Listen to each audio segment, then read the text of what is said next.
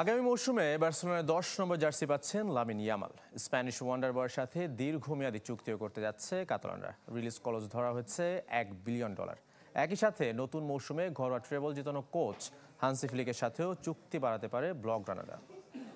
Stay সেফের double layer প্রোটেকশনই পিরিয়ডের heavy floor দিনগুলোতে আমাকে রাখে নিরাপদে। Stay safe.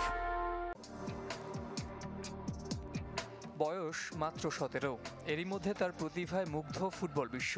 গেল বছর ইউরো জয়ের পর ইউরোপিয়ান ফুটবলের চলতি মৌসুমেও সবাইকে তাক লাগিয়ে দিয়েছেন লামিন ইয়ামাল। অনেকের চোখেই যিনি আবার বার্সেলোনার নতুন মেসি। সেই ইয়ামালই এবার পাচ্ছেন মেসির আইকনিক 10 নম্বর জার্সি, যা বর্তমানে আনসু ফাতির। ইনজুরি আর অফ ফর্মে যিনি প্রায় পুরো মৌসুমই কাটিয়েছেন ডাগ আউটে বসে। শুধু 10 নম্বর জার্সির মালিকানা বদলই নয়, ইয়ামালের সাথে দীর্ঘমেয়াদী চুক্তি করতে যাচ্ছে বার্সেলোনা। নেইমারের মতো তাকে না হারাতে স্প্যানিশ ওয়ান্ডার বয়ের রিলিজ ক্লজ ধরা হবে $1 বিলিয়ন টাকায়, যা 12,200 কোটিরও বেশি। ইয়ামালের সাথে চুক্তির বিষয়ে আমরা কাজ করছি, সবকিছু ঠিকঠাক চলছে। সে স্পেশাল ফুটবলার এবং বার্সাই তার ঠিকানা। আর বয়স নয়, প্রতিভার ভিত্তিতেই তার মূল্যায়ন করা হবে।